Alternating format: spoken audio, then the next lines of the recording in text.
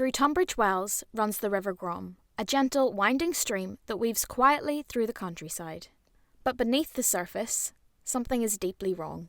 A nearby manhole is being choked with overgrown tree roots and has therefore been prone to overflowing. This means that it's pushed more than 333 hours worth of sewage into the river since last summer.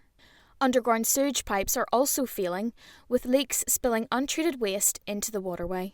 Due to hundreds of hours worth of sewage both being pumped into this river and flowing into it from a nearby manhole, the ripple effect team who test the water have found that much of it is covered by sewage fungus, which both pollutes the air and kills both the plants and animals. Funny enough, today is actually, we think, is the worst results we've seen. The sewage that's being pumped into the river is actually killing everything, so the river's actually dead.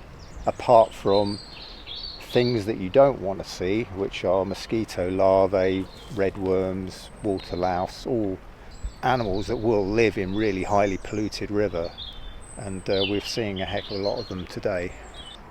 I'm not an expert in sewage fungus, but I would say that is sewage fungus, and that's kind of like the end game in a river's health. Due to the number of complaints of smells and leaks, the problem has sparked political action.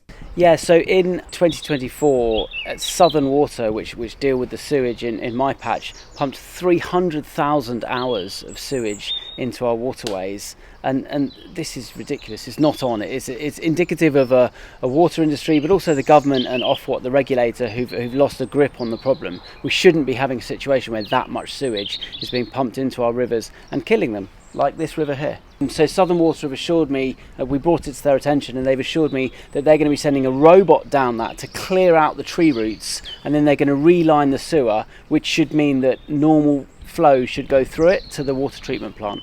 We've been entrusted with £50 million of our customers' money to work differently in the catchments to make sure we are building truly sustainable solutions. We have a team of engineers who will be in the catchment with our supply chains investigating. But it's not a simple fix. Mike Martin says part of the challenge is that no one technically owns much of the ageing sewage network, some of which dates back centuries. There are a number of problems, and this is one of them, where it's not clear who owns the sewer, and it's something that the government needs to lay down legislation on, and to say actually who is it that's going to own all of the sewer network, because that makes it easier for us to repair it and to fix the problems that we have. With water bills set to rise by almost 50% in 2025, campaigners hope that this issue will be fixed sooner rather than later. Kristen Hawthorne for KMTV in Tunbridge Wells.